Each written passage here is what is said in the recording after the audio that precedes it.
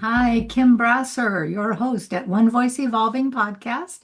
And we're here today, the beginning of 2026, on a fated January 6th day, to get back in touch with the soul of who we are without the static noise.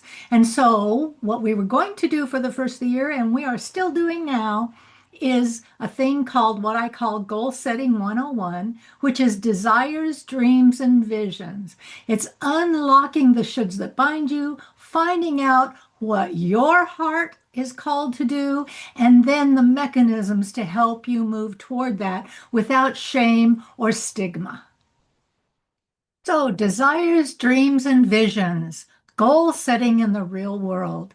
At the first of every year, for all of my corporate life, we set metrics and plans and goals and milestones and all the elements of hustle culture that when we get out of corporate and we start being solopreneurs or entrepreneurs or just individual creators, we discover that our minds are filled with old ideas about how the right way to approach goal setting is and how you're a failure if you don't successfully complete everything on your timeline by other people's standards. So, what we want to do now with One Voice Evolving is get down to your voice, your calling, your production rhythm that doesn't have to match anybody else's. So I'm going to walk you through some pretty simple steps and slides, and we're going to put this out as a podcast, but then we'll home it over in the COVE at onevoiceevolving.com. So this is goal setting in the real world, in real time, by real people, and that would be you. So today, our goals, because we have some, are to uncover what you were handed, to recover what you want to keep, because you get to decide. It's kind of like, going through somebody's junk pile. One man's junk is another man's treasure, but it's all individual perspective. Discover your greater purpose. What are you here to do? Which most of us spend our whole life frustrated because we never can quite figure it out. And who you were intended to be, which is far more important than what you do, is who you are. And your ability to move freely in this world is based on who you would be, not what you do, or what you have, or what you acquire, or what you sell, or how many toys, or how many pounds. All the external measurements get to go by the wayside here. So there are several kind of goals. Most people, the goals fall into one of two categories. They're either give up goals. I'm going to give something up. I'm going to quit smoking. I'm going to quit drinking. I'm going to quit working 80 hours a week. I'm going to quit yelling at my kids, whatever it is. There are things we want to quit because we think that we'd be happier or we'd be more accepted or we'd be more loved or it would make us more palatable or more employable or whatever it is we think. At the end of the day, we're never chasing the goal. We're chasing the feeling that we imagine that goal is going to bring. I can talk to my lifetime of having weight loss on my annual list for decades, and beating myself up for not doing it perfectly, doing it right, maintaining it once it happened, whatever it was. All of those times I believed, because I had been conditioned to believe, that being a certain size meant you would be happy and all of your life would automatically fall into place. Well, I've lived it enough to know now that is not true. You can be worse things than fat and crazy. You can be skinny and crazy instead without the buffer. So, our give up goals are the things that we say what we want to do to be a better person. And when we share those with people, they're all in. Matter of fact, they'll match your goals with some of their own. They'll say, oh, yeah, I quit 4 years ago, but I still want one every so often. Or they'll give you encouragement and support. Everybody is in the struggle of being better. Not good enough, not thin enough, not rich enough, not something enough. Everybody's on that. Then we have our go up goals. And the go up goals are I want to I want to become closer to my spiritual side. I want to um, get the next level accomplished in the game of life, in the game of corporate America. I want to become a director instead of an assistant director. Those are go up goals. And when you start telling people your go up goals, which is not what you're not going to do, but what you are going to accomplish, people do vision boards around this all the time. Have you ever noticed when you share your vision board with your family? You can share your drama all day long, and they're so sympathetic and understanding, and we all understand if you can't do it. But when you share your go up goals and your vision board, suddenly the tone changes and they want you to bring it down a notch. Your tone, your vision, your voice, your audacity to think that you could rise above your socioeconomic status. Those goals you don't want to share freely with everybody. You want to be selective about safe people to share those with. And that's because these are your discouragers. These are the ones who say, "Oh, don't be ridiculous. It's Thanksgiving. It's only a piece of pie. One won't hurt." Well, everybody drinks at New Year's. It's okay. Your go up goals, if those people don't support your go up goals, and sometimes a give up goal is a go up goal, it's because it makes them uncomfortable because they have desires, dreams, and visions that they don't dare let themselves attempt. Because after all, what would people think? When we really change and for the better, the people in our lives either get better or they find somebody else to be sick with, and we don't want to be abandoned and alone. And many of us, for much of our lives, I call it dummy down. We play smaller so other people don't feel threatened. And then there's your soul purpose, the reason you're here on the planet. Your soul purpose, there's an inherited purpose and there's a divine purpose. There's an inherited script and there's a divine script. And if you've been living your inherited script, most people are on autopilot. They don't even know what it is until you begin to deconstruct it and really look at it. You don't know what's in the closet until you clean the closet. Okay. Your soul purpose is buried under a mountain of outsider interventions, programming that happened before you were 6 years old, before you ever even knew that they weren't God. And so when we get to your soul purpose, this is the place where you keep that quiet between you and your concept of God, universe, higher power, Jesus Christ, Muhammad, makes no difference. The truth is, everything you need is already within you in any tradition, religious tradition. But we keep looking outside for something to make us feel better. And your solution is right in here. So I want to give you a path, some power, some permission, and some protection today to explore that maybe and look at it a little differently than you ever have. What goal setting is not, what we're not going to do is SMART goals, specific, measurable, blah, blah, blah, blah. No, take that thinking and put it over there. We're not going to do marketing goals, funnels, and lead pages and opt-ins. Not doing that either. Well, take the structures you think you know about setting goals and mission statements and vision statements. Vision statements that somebody in the upper office thinks up and nobody on the floor gives a shit about or can even remember to feed it back, even if they could live it. And it's not hustle culture. This is not a get her done. I'm just going to white knuckle it. I'm going to willpower through because because biologically we are not wired for willpower. We're not.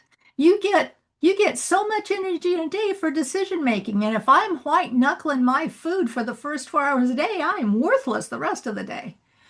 So This is going to be about finding your rhythm, your intuition, your calling, your desires, dreams, and visions that you either don't know you have or you've forgotten because they got buried, shamed, and buried somewhere along the way. And some of the conversation today is not going to rip that stuff out by the roots. It's going to peak little areas that you might want to go back and look at later. And that's why we're making these slides available in the Cove for people who want to go back and revisit this at another time. So the first thing we're going to do is uncover. I call it unlocking the shoulds that bind you, because the only story that matters is the story we tell ourselves. And the story we tell ourselves often has somebody else's voice narrating for us. It's my mother said, or my father said, or my preacher said, or my teacher said. What do I say? Who do you say that you are? Because that's the one that matters. And left the unexamined life is not worth living. Left unexamined, we won't know who we are, and therefore we won't know when to stand up and when to sit down, when to hold on and when to let go, based on our value system. Okay? So the first thing we're going to do is exploring you, because you are the hero of your own story. So let's start there. The first thing we have to look is the hand-me-downs. We have hand-me-down emotions. We have hand-me-down beliefs. We have things that our siblings, our older siblings, I'm the youngest of five, our older siblings did that the cautionary tales got handed down to me, so that while the firstborn had this much latitude and the secondborn had this much latitude, by the time you get to number five, the road narrows pretty good. Don't be like this one. Don't be like this one. Don't do that. They don't like this. And so the youngest child in a family, not uncommonly, is flying under the radar, be still, be quiet, and don't make waves. So who knew what I was handed down? It wasn't until midlife that the things that I thought would make a successful life began to unravel, because the questions at 40 and 50 are not the questions of 20 and 30. Hand-me-downs are just like if you think about a hoarder's house, or you think about somebody's junk drawer, or their overstuffed closet. They are things previously owned and intentionally saved for you or passed on to you for generations, because everybody is trying to build their legacy, their family legacy, their organizational succession plan. Everybody's got a stake in the role you play. We are encultured from the beginning as small children to behave in the group norms of the society we live in. If women are covered, then that's the culture and that's the right thing to do. If children are put in desks for 6 hours a day and told not to talk and not to fidget, then they do their best to comply, or they become the outliers because their nervous system simply is not wired for that. But that's what the system of the culture we live in demands, is compliance. So you want to be looking at this closet going, that doesn't fit anymore. I never liked that color anyway. This is designed for somebody else. And be able to sort through those memories to see if it has value and meaning and joy for you. Okay? So unless we're keeping something sentimental like grandmother's locket, then eventually everything is going to end up in the trash, the Goodwill, or the recycle bin. And have you ever, I see so many people today, their parents, their grandparents, their generations of hoarded stuff. I live in New England now, and there are a lot of 100, 200 plus year-old homes around here that have been handed down from generations. And by the time it comes to the next generation who doesn't want to live in the woods, in the snow, in the climate, or in the culture, they don't want all that stuff, and they don't want to go through it. And so sometimes they're throwing the baby out with the bathwater. But at the end of the day, This is your this is your box to sort. What you got handed, you got handed. What you got inherited, you inherited. You can't get mad at somebody for leaving it for you. The fact is, where are you today? Here's where we are today. We got handed a box of values and beliefs and rules and limitations. In this family, we don't do that. In this family, everybody goes to this school. In this family, we only fit in a certain socioeconomic level. And so we take them on as gospel and we try our best to live in the box that we were handed. And I would find myself going out of the box uh, in norms and values, not infrequently, until I felt guilty enough or defeated enough, because people have some kind of feelings when you decide to do things differently than they thought you should, that I would pull back in and say, what was I thinking, that I could be better than that, or I could do better than that? I should just accept my lot in life. And I would shrink, get small, be quiet, be still, dummy down. And oh, did I mention and put on 100 pounds? Because that was the only way to keep this from moving. So we outgrow them.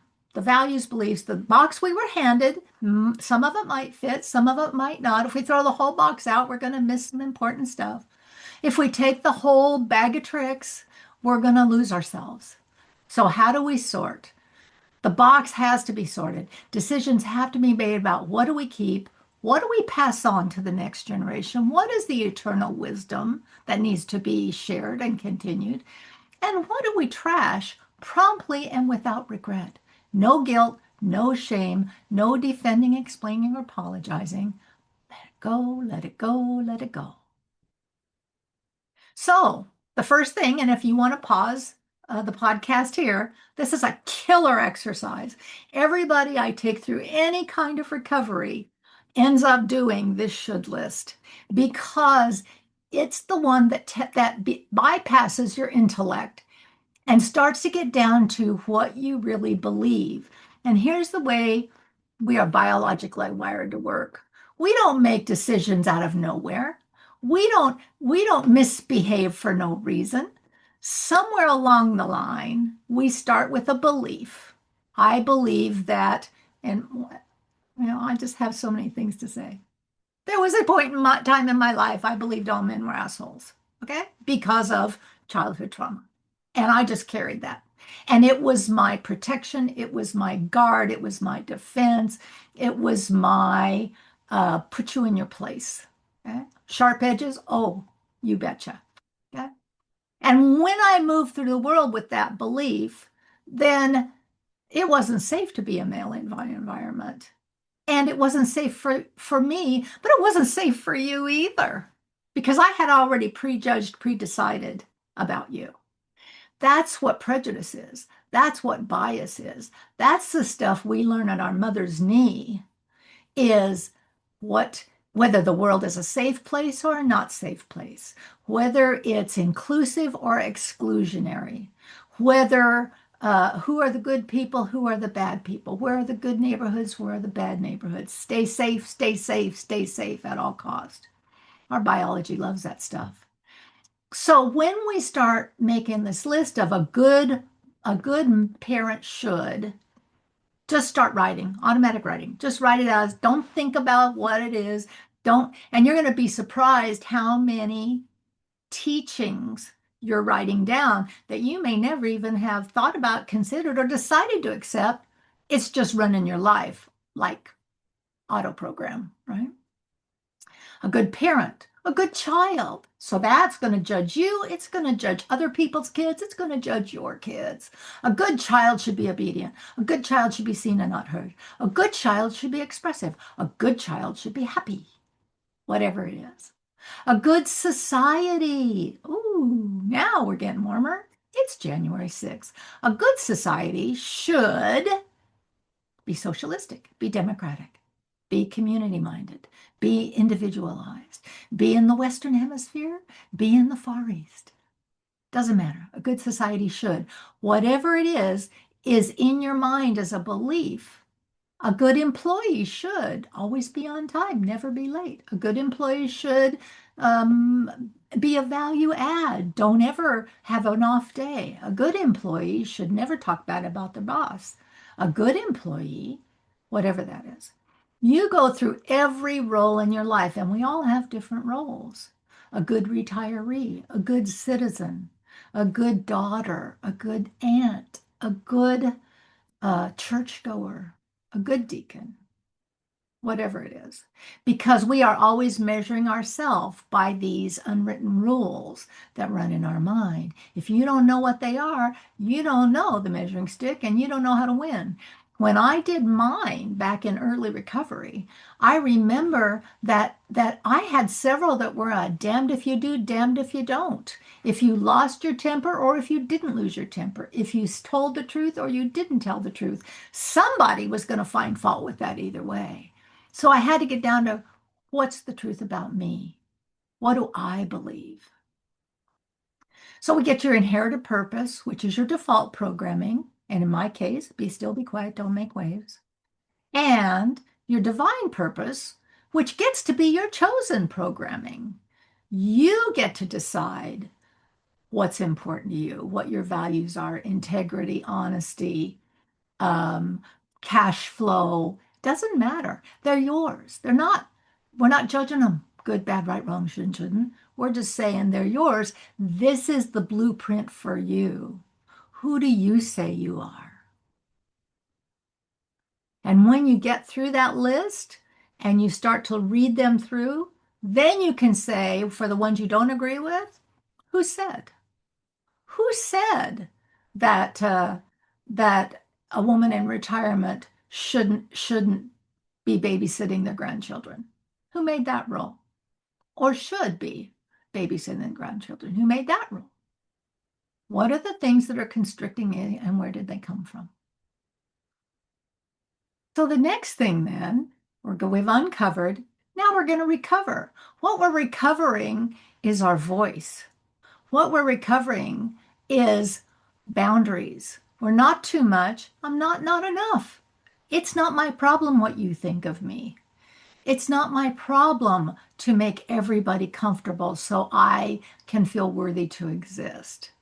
There are a lot of things, what is it, the um, serenity prayer that says, God grant me the serenity to accept the things I cannot change, the courage to change the things I can, and the wisdom to know the difference. I can I can't change anybody. I can influence, but I can't change. And I can't hold them accountable for the changes they don't want to make because everybody, me included, wants to be judged by our intentions, not our actions. Oh, I didn't mean to hurt your feelings. And yet, if it caused harm, I'm still responsible. I'm responsible for what I say. I'm not necessarily responsible for what you hear. So, not my problem. When it's out my mouth and I've said it with love, kindness, and support, how it gets received through the static, through the noise of the stories you're telling yourself, that's another issue. So, recovery is being able to sort out those nuances and to say, the biggest thing I've worked with recovering highly functioning addicts and alcoholics for, I want to say 35 years now. And the most common thing I see is that they're so busy trying to fix themselves or others, their life, their world, their job, their car, their something. It's always something requiring their cerebral power to fix, which keeps them out of their heart space, their feeling level, where recovery happens. And then they say, well, relapse is part of recovery. No, relapse is part of avoiding recovery. Rest is part of recovery. Rest is figuring out that I'm not God and it's not my job to run everybody's life or the show or the outcomes. And I can do what I can do and balance that with living in this body on this planet in this lifetime. And it requires balance. It requires some rest, some harmony, some not striving, some allowing, and oh, some surrender. So what's stopping you? If all you need is another $50,000 a year to be happy, and then all your problems will be solved, you'd take care of that student loan, you'd get a bigger car, a nicer house, another baby, whatever it is. What's stopping you? Why do you think it is that every time you get to a pivot point or a panic point, you regress instead of progress? And what I'm here to tell you is that it's an inside job. You know, when we don't feel safe, is it because it's not safe, or is it because we don't trust ourselves to know how to be safe in that moment? We don't trust ourselves, our intuition, to know when to hold on and when to let go because we thought we did when we were younger, and somebody told us we didn't know what we were talking about. Here's the way you do that if you want to belong to this system. And so we acquiesced, we modified, we went along to get along. And before you knew it, we thought that was us. So what's stopping you is always the story, some version of the story you're telling yourself about a situation. If somebody says something and it triggers you, we want to make it their fault that it triggered us, that they were rude and they were this and they used a word and they hurt our feelings. The truth is, it's not what they do that hurts me. It's the meaning I make of it in my mind about that. My head is out to get me. It is here to say I failed. That means I'm a failure. That means I'm never going to be anything any good, just like my dad said.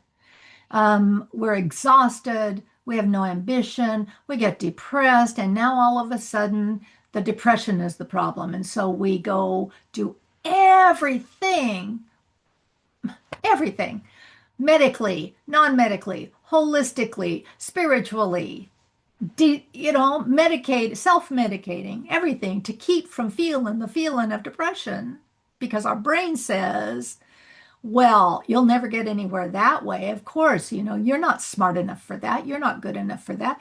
I'll tell you, if I talk to anybody the way my head has talked to me in the past, I'd be a wonder I had a friend at all. So if I can learn to love myself as much as I love my friends, if I can learn to be present for myself as much as I'm present for you, then nothing's going to stop me. Nothing's going to stop me once I stop the static in my brain. I'm a victim. This is too hard. It's too hot. It's too cold. I live in the land of 7-degree mornings. So in the winter and going to the gym the Monday after the first of the year, I was dreading it because I'm originally from Vegas, and oh my God, you stay away from new gym memberships for the first 3 weeks of every year because it's inundated with good intentions and New Year's resolutions. And it takes about 21 days for people to burn out of that and things to go back to normal in a busy town. But in nowhere, New Hampshire, 7 degrees will do it. There ain't nobody getting out on the Monday after New Year's to go work out in 7-degree weather. And it was like having the place to ourselves. It was pretty fun. I don't mind the weather, but I'm retired. I can come back, put on my slippers, get a little hot cup of coffee, and call it a day. Life changes, right? The story I told myself at 40 is not the story I get to tell myself now. It has changed. It has shifted. We are change agents, but we are also meaning makers by looking at patterns and systems. We're wired for that too. This work today is helping you look at patterns and systems. So once you begin to understand the thoughts in your head that are keeping you small, or keeping you from reaching your goals, or keeping you from finding your dreams, or even worse, keeping you from dreaming at all because you'll never get there. You're never going to win the lottery. Why buy a ticket? So the question becomes, how's that working for you? If you're here, still watching this, I'm thinking it's not working so good. because otherwise you would have already solved your problem and moved on to the next thing. But if you haven't already solved your problem, then here's the way that I want to reframe our thinking. There are, we can either be conformed, transformed, or renewed, right? And so being conformed is means, and I think about that scripture that says, don't be conformed to the ways of the world, be transformed by the renewing of your mind. Okay. So being conformed means to be squeezed, to fit into the box, no matter what it takes. Square peg, round hole. We're gonna pretend. We're gonna do our best to look good. We're gonna be Cinderella in the glass slipper, and I will stuff my size 9 foot into that size 6 slipper until one of us breaks. Okay? Be called willpower. Self will run riot. Be transformed. When something's transformed, it's changed. It's fundamentally different. So we're not taking the old foot in the old slipper and trying to make it fit and conform. We're saying, oh, that's not a good fit. Here, try this one. And that changes our whole experience. My feet don't hurt. I'm a happier woman. If I'm going to be renewed by the renewing of our mind, that tells us this is how you move from being conforming to the system to transforming your life is by renewing your mind. It's by taking that puddle of thoughts that was on the previous page, looking at them, looking at the shoulds, looking at the hoarded stuff you've been handed, and starting over. Here's what I'm going to take out of that bag. Here's what I'm going to give away forward. Here's what's going to the dump. And then your mind doesn't have 150 post-it notes in it vying for your attention. It has 10 important concepts, values that drive your life. And we'll get to what those are in just a minute. So now we're going to discover. We're going to discover what matters most to you, your heart, your soul, your spirit, your desires, dreams, and visions. The difference between a desire, a dream, and a vision. Desire is like a wish list. I wish I could this. I wish I could that. I wish I had of. I wish I didn't. Okay. Your dreams are the things that were buried in you long ago that keep surfacing and you keep pushing down because it's not practical or it doesn't make a living or somebody wouldn't approve. And your vision, that to me is your soul speak. It's your spiritual purpose and plan and path. It is without a vision, the people perish. And it is the thing that pulls you like a magnet that you don't have to push yourself with willpower to do. When you have a big enough vision, you don't have to force yourself to get up every day and perform for it. It gives you energy. It doesn't drain your energy. So desires, dreams, and visions are more than goals, and they're foundational for goals. So here's how one way to tell how that all fits together. First, you have your list of shoulds, what you've been taught you should value. You should value honesty, even though white lies are more expedient sometimes. You should value humanity, even though you usually only value the ones who look, act, think, feel, and talk like you. You should treat everybody the way you want to be treated, unless you don't know how to treat yourself, and then hurt people hurt people. So we're going to look back to the early childhood, those formative years, for what the shoulds were that are your default programming. And then you get to pick through the hoarded documents and decide what's important to you. What do you want to keep? What do you want to toss without regret, without fear? Then you come to this piece, which is what do you value? What are the 3 to 6 values that you would give your life for? What are you going to die on this hill over? What would you go to the mat for? What is worth sacrificing your life? Sometimes children, sometimes it's ideology, sometimes it's lineage, sometimes it's inheritance. Sometimes it's esteem. Who are you, and can we count on from you? What do we know that's so true about you that no matter what, this is the value that's going to shine through? This is your North Star. This is your guiding light. This is the foundation of the vision of you. This was adapted from Life on Purpose by Dr. Brad Swift, which I did work with 15 years ago. And it really helped at a pivotal point in my life clarify whose life I was living and whose dreams I was building. So, anybody who's ever been a coach, had coach training, or had a coach who was, has probably seen this wheel. And this wheel is the wheel of life. And it is the one where you go to each section of your life and you give yourself a grade of 1 to 10, and you put a little point on the map. And then you get to see a picture of if your life is in balance or out of balance. So, in my career, on a level of 1 to 5, how satisfied am I? In my relationships, on a scale of 1 to 10, where does that fall? 1 to 5, 5 to 10.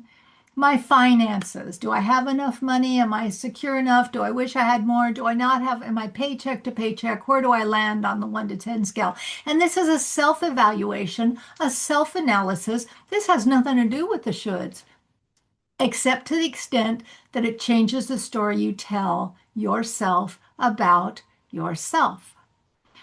Artistic pursuits. Am I being creative? Educational and self-development. Am I still working for that degree? Am I satisfied? Am I content? Am I fulfilled?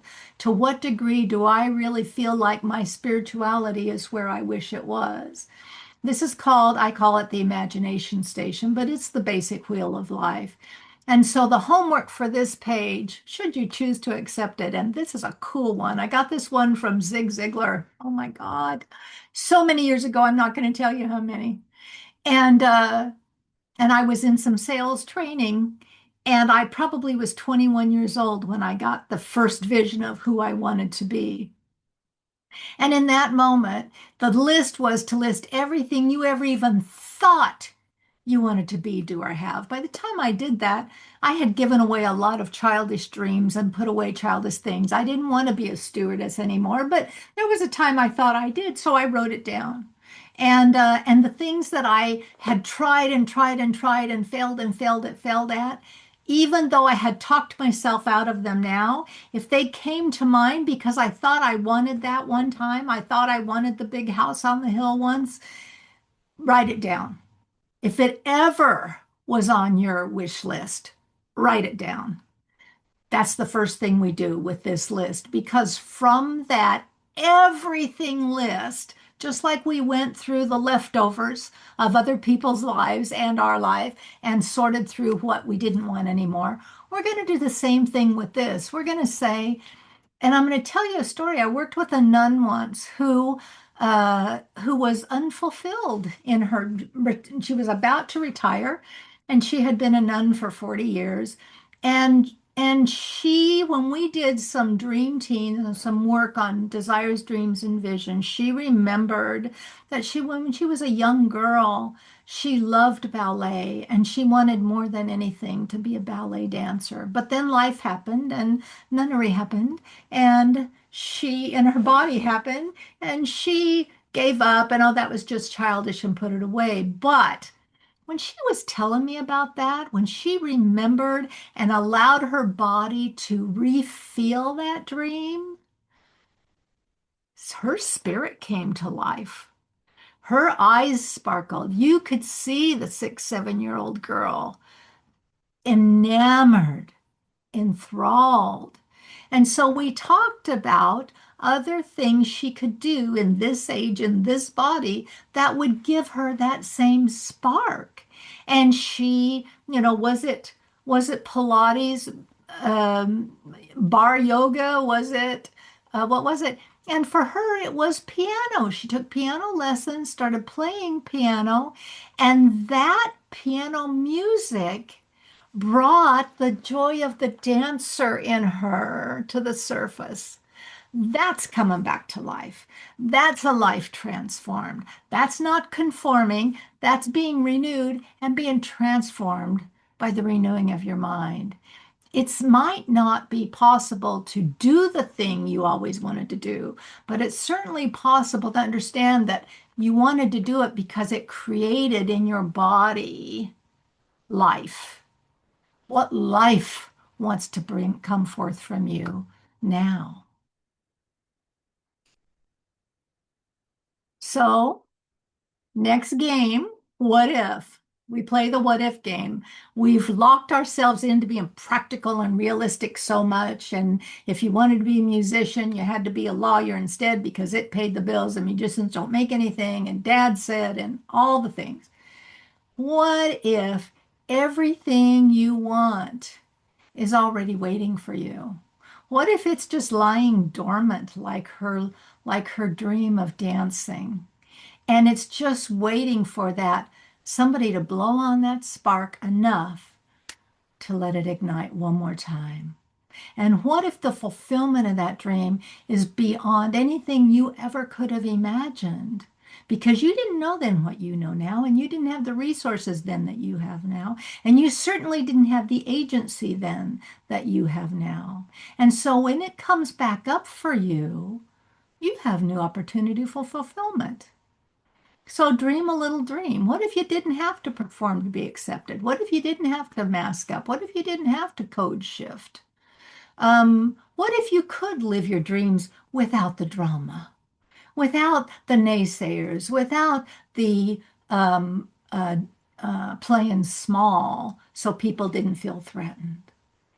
What if you're not too old or too fat or too much or not enough? What if that's all just noise, static in your brain, and it has nothing to do with the reality of moving in this world in this time in your position? What if money were no object? If you had all the money in the world, if you won that lottery ticket, it wouldn't change who you fundamentally are. It wouldn't, circumstances don't change who you are, but who you are influences the circumstances you attract and the ones you say yes to. You have agency. You have the opportunity. What if the only story that really mattered is the one you tell yourself and you could be trusted? Would you dare to dream a new narrative for yourself for the next 20 years instead of the last 20 years? So now we've arrived at the end of our presentation, and I want to take this moment to thank you for spending the time with us. I hope that Desires, Dreams, and Vision has given you a little unusual or different way to approach your um, goal setting, New Year's resolutions, or your aversion to them, because this is a navigating a path. This map is a relational map. It is a point of connection. It is a relational ecosystem where people don't advance, we engage. It is what makes us not AI and brings real people together in real time with real stories that are evolving. They connect, deepen, move, and sometimes even lead within the space and then outside of the space without leaving the water. So I just want to kind of give you the lay of the map. You get a preview. And that is that the Cove is where all of our one-on-one, one-to-many, small group, deeper dive kind of things happen. This is a protected connection, not in terms of, oh, it'll never be breached and will never be hacked. Nobody can guarantee that. Nothing on the internet is sacred or safe. If you don't know that by now, you probably should. But we don't sell your information. We don't trade it with other partners. We don't let people use our list to email to. You won't get junk from us. You are safe here to explore your story and your voice at your pace. The cohorts are going to be small groups from within the cove of 12 people, no more than 12, could be six, could be four, could be eight, no more than 12, for deep relational work where you are seen, where you get to really work on the things that might be blocking you, stopping you. Another word for these could almost be dream teams. It is where we stop focusing on the drama and we start focusing on the dream. But we have to name the drama before we can drop it. This is the safe place to name the drama. Another island in our arena is the afterflow leadership, and that is for leaders specifically to learn how to be a safe place, to hold a safe container, and to lead by example, not by, let me tell you how it's done because I've already figured it out. None of us have everything figured out. And if we thought we did, guess what? The questions changed over the course of the last year. So, how to lead without losing yourself, how to find your voice even when nobody wants to hear what you have to say, and how to value your voice even if it doesn't seem like to anybody else it's relevant. As long as you are good with you, then you'll be good with the people around you too. The wave is connected action, and that is for alumni. People who come into the Cove, they hang out, they read the blogs, they interact a little, they get to know, they go into a cohort. Alumni are now taking the things they learned and the whole of who they are back into the world, through the water, through the choppy water, into their lives where they live, work, and play to make a difference in other people's life in whatever method, container, and pace makes sense for them. You come in. Our goal here is not to get you into a system and keep you paying a monthly fee for the rest of your life. The goal here is to get you in, get you well, and get you out so you can go live the life of your dreams without drama. That's the whole point. If we do our job well, we work ourselves out of a job. Okay? So it's not a system you move through. It's not a gamification. There's no leaderboards or points. It's a body of connection where we learn to navigate together, not in spite of our differences, not because of our differences, because we are all in the water together. We might not have the same boat or the same swimsuit, but honey, sink or swim, we need to find a way to navigate some of this. And the Cove is One Voice Evolving is a shared language. The Cove is the sacred space to do the work. Come around the fire, lean in, feel safe, let your nervous system adjust, and be seen for who you are, not for who you think you ought to be. I hope it's been helpful for you. You can reach out to us anywhere. We're on Substack at One Voice Evolving. We're on YouTube. We're on every podcast channel. And onevoiceevolving.com. You can always find and learn more there. We have a quiz that's coming out, and the quiz asks you to ask yourself questions like, right now, do you feel like you're more in need of a rest or a challenge? Some people need to rest, some people need accountability. Are you seeking safety with others or a space to listen on your own?